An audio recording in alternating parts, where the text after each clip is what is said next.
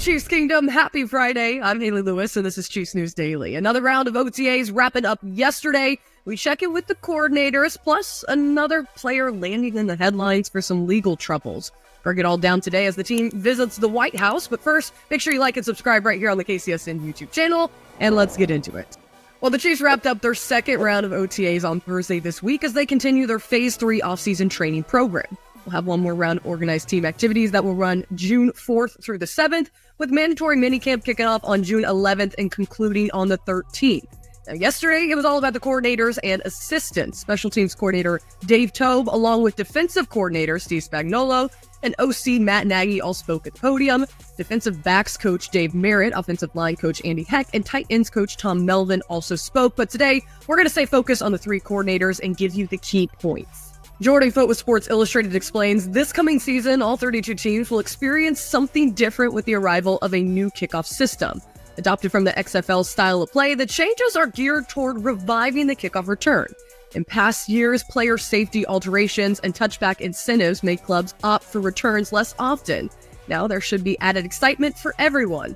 Now, Toub says although he can agree the changes are exciting, it is a lot to take on. Every day they are working on the kickoff or kickoff return.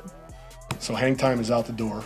I mean, you could do it, but it's not, doesn't mean anything. But, so now it's about accuracy, seeing what you're getting, how the returners are lined up, and then trying to kick away from them in the corners.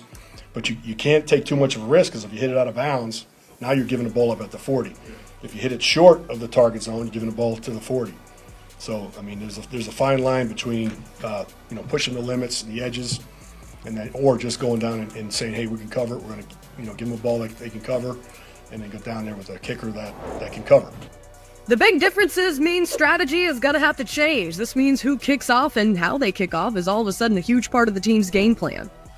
I like to have somebody that can go back, is able to make a tackle. I mean, Butker is able to make a tackle, but I really don't want him making tackles all year long, If you watch the XFL, we watched every play. I bet kickers were involved in probably at least 25 to 40% of the tackles.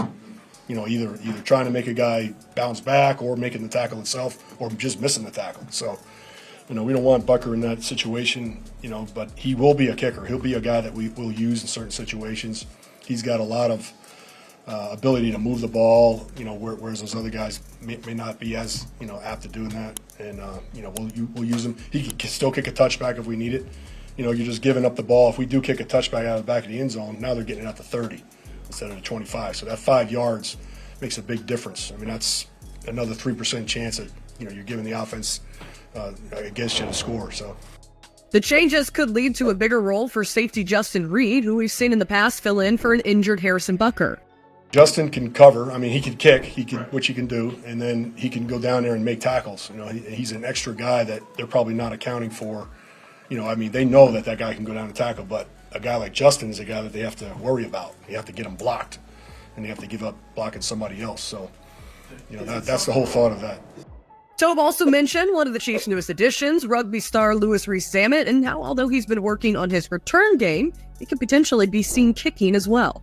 Lewis has done above and beyond what I expected. I mean, he can kick field goals. I mean, he can kick off he could be a kickoff guy for us. I mean, he's every bit as good as Justin is moving the football and stuff like that on kickoffs. And he's really working hard at the returner job. I got him in there as a starter right now, so he gets as many reps as he can. But he's a student of the game. He comes in after practice. He wants to be great. He's a great athlete. He's just got such a long way to go football mentally wise. I mean, these guys have been playing since 4th grade, and he hasn't played football until now. So there's a long way to go, with that part of it. But he's on the accelerated program. He's doing well. Defensive coordinator Steve Spagnuolo also spoke at the podium. Coach Spags, who has been a head coach in the NFL before, shared just how hard it is to get back to the big stage. After serving 2 seasons as the New York Giants defensive coordinator, Spagnuolo got the head coaching job for the then St. Louis Rams. In 3 seasons in St. Louis, the Rams went 10-38, and after a 2-14 season in 2011, the team fired Spags. Flash forward now to 2024, and the DC has 4 Super Bowl rings to his name. It's never a given, even with a good team. So I was just sharing with him that I had been through the experience of being way up there, and then the very following next year with a lot of the same guys, we did not play nearly as well, and I don't want to see that happen. Or I'd like to guard against that. So that was the point I was trying to make. What do you learn from an experience like that? As far Well, as I mean, a lot of things. I'm not going to open up the book here on all of it, but you know, so I've been doing it for a little bit. I've probably been through all of it, and I've been through that part of it, and that's why I shared it with them. And I felt like it was important to share it with them right away, because you got to start building. It's a whole new year. There are no guarantees that we will be the same. No guarantees. I mean, so we got to start working at things the way we did a year ago when we were trying to do that. And I still think we can go higher. I hope we would reach to be higher, but that was kind of. Spags also shared how the secondary plans to make up for the loss of Sneed, who was traded to the Tennessee Titans this offseason. I don't think anybody's going to replace LJ Sneed. I thought LJ had a remarkable year in everything that he did. But there's some shoes there to fill, and you know, whether we do it with one person or two people or shift guys around, we'll see. We've got a long way to go to figure that out. We got guys that, you know, aren't out there yet. NJ, Jalen.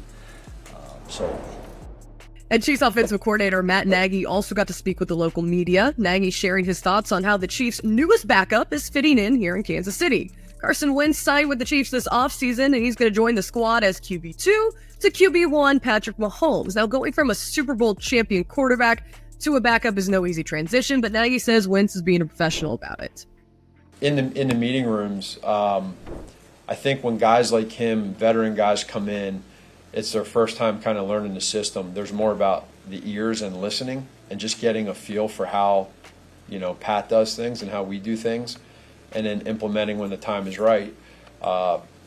He's done a great job with that. And then we get to the practice field, or get on the field, and he's taking the plays that he's learning that are new, and in my opinion, he's getting the ball out on time and in rhythm faster than most people would learning this offense. So I think mentally he's really taking it in, and he's very accurate with not always knowing where to go. Well, there's no denying this offseason has had its challenges for the Chiefs. Another player landing in the headlines this week for legal troubles. On Wednesday evening, ESPN's NFL insider Adam Schefter tweeted out that 2 misdemeanor warrants have been filed against Kansas City Chiefs defensive lineman Isaiah Buggs in Tuscaloosa County, Alabama, on charges of cruelty to dogs in the second degree. NFL insider Ari Merov added on Twitter that Buggs is accused of leaving 2 dogs locked on his property with no access to food or water, according to the Tuscaloosa Patch. Now, NFL Network's Tom Pelissero also shared a statement from the Chiefs defensive lineman Isaiah Buggs' agent, Trey Robinson, who says his client has been subject of police harassment and arrested 2 times over his refusal to close his Tuscaloosa hookah joint. Robinson continued to say that Buggs vehemently denies the allegations and that the dogs didn't belong to him. His statement continues to read, "Under no circumstance does Mr. Buggs condone the mistreatment of any animal." Apparently, these charges come after an incident this previous March. Bleacher Report's Scott Polachek shares on March 28th, Tuscaloosa Animal Control found a pit bull and a Rottweiler mix on a property that Buggs had rented. The dogs were discovered to be severely malnourished, emaciated, neglected, and the residents appearing to be abandoned. Now, yesterday evening, Schefter shared on Twitter that Kansas City Chiefs defensive lineman Isaiah Buggs turned himself into the Tuscaloosa County Jail on Thursday after he allegedly mistreated 2 dogs. ESPN continues to share a Tuscaloosa Police Department spokesperson confirmed that Buggs surrendered at the jail Thursday, a day after 2 misdemeanor warrants were filed against him. We'll continue to keep you updated with the latest surrounding the situation. Right now, a Chiefs spokesperson said the team is aware of the situation, but declined to comment. All right, folks, that does it for another episode of Chiefs News Daily. Remember, join us here on the LLC, our Loyal Listeners Club. It's a great place to chat and interact with other fans and myself. Also, make sure you show us some love on the KCSN YouTube channel. Like and subscribe right here, and we hope you enjoy your weekend. We'll see you right back here on Monday night.